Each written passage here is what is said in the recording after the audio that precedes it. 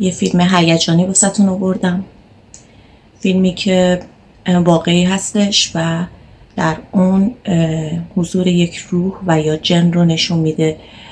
دوستان بهتون بگم من خودم همین تجربه رو داشتم چند سال پیش و تو خونه قدیمی پدرم که زندگی میکردیم همچین اتفاقی واسم افتاد. فیلمو ببینید. به این فیلم خوب دقت کنید. سمت راست گوشه اونطور که میگه با برادرم تنها بودم. حالا با دقت ببینید.